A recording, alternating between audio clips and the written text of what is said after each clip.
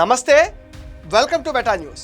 ఇక మ్యాటర్లోకి వస్తే వైసీపీ హయాంలో జరిగిన మద్యం కుంభకోణం కేసులో సిట్టు దూకుడు పెంచడంతో వైసీపీ నేతల్లో వణుకైతే మొదలైపోయింది.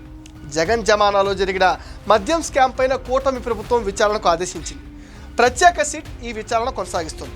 లిక్కర్ స్కామ్ వ్యవహారంపై మొత్తం కసిరెడ్డి రాజశేఖర రెడ్డి చుట్టూ తిరుగుతుంది. నాటి ప్రభుత్వ పెద్దల తరఫున అన్నీ తానే వ్యవహరించారనే అభియోగాలు కూడా కసిరెడ్డి రాజశేఖర రెడ్డి ఇప్పుడు ఎదుర్కొంటున్నాడు. ప్రస్తుతం ఆయన అయితే పరారీలో ఉన్నాడు. సిట్ విచారణకు రావాలంటూ కసిరెడ్డికి ఎన్నిసార్లు నోటీసులు ఇచ్చినా హాజరు కావటం లేదు. వరుసగా 3 సార్లు సిట్ నోటీసులు బేఖాతరు చేశాడు కసిరెడ్డి. మద్యం కేసులో విచారణకు హాజరు కావాలంటూ గత నెల 28, 29 తేదీల్లో వరుసగా 2 సార్లు సిట్ నోటీసులు ఇచ్చినా ఆయన ఖాతరు చేయలేదు. ప్రభుత్వంలో తాను ఐటీ రంగ సలహాదారుడిగా పనిచేశానని, ఎక్సైజ్ శాఖతో తనకు ఎటువంటి సంబంధం లేదని, ఉంటే ఆ సంబంధం ఏంటి, అందులో ప్రమేయం ఏంటో తెలియదంటూ అడ్డగోలు వాదంతో సిట్ అధికారులకు మెయిల్ పంపించారు. ఈ కేసులో తనకు ఏ ప్రాతిపదికన నోటీసులు ఇచ్చారో చెప్పాలంటూ ఎదురు ప్రశ్నించారు. సిట్ నోటీసులను సవాల్ చేస్తూ హైకోర్టులో పిటిషన్ వేశారు. వాటిలో తాము జోక్యం చేసుకోవమని కోర్టు అయితే స్పష్టం చేసింది. సిట్ నోటీసులకు చట్టబద్ధత ఉందని, విచారణకు సహకరించాలని స్పష్టం చేసింది. దీంతో న్యాయస్థానం ఆదేశాల మేరకు కసిరెడ్డికి తగినంత సమయం ఇస్తూ సిట్ అధికారులు మరోసారి నోటీసులు ఇచ్చినా ఆయన విచారణకు రాలేదు. ఫోన్లు స్విచ్ ఆఫ్ చేసి పరారైపోయారు. వైసీపీ హయాంలో వేల కోట్ల లిక్కర్ అవినీతి జరిగిందని ప్రతిపక్షంలో ఉన్న సమయం నుంచి టీడీపీ అయితే ఆరోపిస్తుంది. కూటమి ప్రభుత్వం ఏర్పాటైన తర్వాత ఈ వ్యవహారాలపైన విచారణకు ఆదేశించారు. అయితే వైసీపీలో క్రియాశీలకంగా వ్యవహరించి బయటకు వచ్చిన విజయసాయిరెడ్డి సైతం లిక్కర్ స్కామ్లో కర్త కర్మ క్రియ అంతా కసిరెడ్డి అంటూ బాంబు పేల్చారు. ఈ కేసులో మరింత సమాచారం కావాలనుకుంటే అవసరమైన సమయంలో ఇస్తానని చెప్పుకొచ్చారు. దీంతో అధికారులు కసిరెడ్డి పాత్ర పైన ఫోకస్ పెట్టి ఆధారాలు కూడా సేకరించారు. 2019 ఎన్నికలకు ముందు జగన్తో కలిసి పనిచేసిన కసిరెడ్డి వైసీపీ అధికారంలోకి రాగానే ప్రభుత్వ ఐటీ సలహాదారుడుగా నియమితులయ్యారు.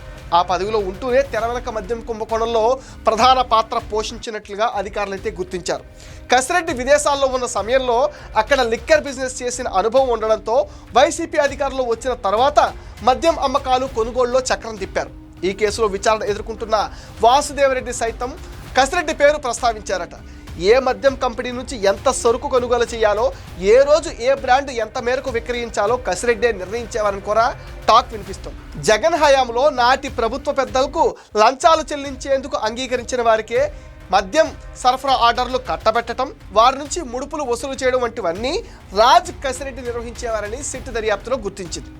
ఆయనను ప్రశ్నిస్తే ఈ లంచాల సొమ్ము అంతిమంగా ఎవరికి చేరిందో బయటకు వచ్చే అవకాశం ఉంది. అందుకే ఆయనను సిట్టుకు చిక్కకుండా గత ప్రభుత్వ పెద్దలు అప్పట్లో కీలక స్థానంలో పనిచేసిన ఐపీఎస్ అధికారి అజ్ఞాతంలోకి పంపించినట్లుగా తెలుస్తోంది. అప్పట్లో చంద్రబాబు సహా టీడీపీ ముఖ్యులందరిపైన అక్రమ కేసులు, బనాయింపులు, అరెస్టుల్లో మాస్టర్ మైండ్గా వ్యవహరించారని ఆయన పైన ఆరోపణలు ఉన్నాయి. ప్రస్తుతం ఆయన సస్పెన్షన్లో ఉన్న ఆయన హెడ్ క్వార్టర్ విజయవాడ దాటి వెళ్ళకూడదు. ఆ నిబంధనను అతిక్రమించి హైదరాబాద్లో మకాం వేసి ఈ పనుల్లో తలమునకలై ఉంటున్నారు. సిట్ నోటీసులకు ఎలా స్పందించాలి, ఎవరికి చిక్కకుండా ఎలా తప్పించుకోవాలి, అజ్ఞాతంలో ఎలా గడపాలి వంటి అంశాలపైన ఆ ఐపీఎస్ అధికారే రాజ్ కసిరెడ్డికి మార్గనిర్దేశం చేస్తున్నారన్న ఆరోపణలు కూడా ఉన్నాయి. ఆయన సూచనలతోనే ఈ రాజ్ కసిరెడ్డి పరారీలో ఉన్నట్టుగా తెలుస్తోంది. కసిరెడ్డి విచారణకు రాకుండా డుమ్మా కొట్టడంతో ఇప్పుడు సిట్ ఏం చేయబోతుంది అనేది హాట్ టాపిక్గా మారింది. మరోవైపు లిక్కర్ స్కామ్లో మనీ లాండరింగ్ జరిగిందని ఇటీవల పార్లమెంట్ వేదికగా టీడీపీ ఎంపీ లావు శ్రీకృష్ణదేవరాయలు ప్రస్తావన చేశారు. కేంద్ర హోంమంత్రి అమిత్ షాను కలిసి వివరించారు కూడా. ఈ కేసులో ఈడీ జోక్యం చేసుకునే అవకాశం ఉందనే ప్రచారం కూడా జరుగుతుంది. ఇది మెటా న్యూస్ అప్డేట్. ఈ వీడియో పైన మీ విలువైన ఒపీనియన్ని కామెంట్ సెక్షన్లో పోస్ట్ చేయండి. మీరు ఇచ్చే కామెంట్స్తో మరిన్ని ఇంట్రెస్టింగ్ వీడియోస్ మీకు అందిస్తామని మీరేం చేయాలో మీకు తెలుసుగా. ఈ వీడియోస్ లైక్ చేయండి, షేర్ చేయండి, మెటా న్యూస్ని సపోర్ట్ చేయండి, సబ్స్క్రైబ్ చేయండి.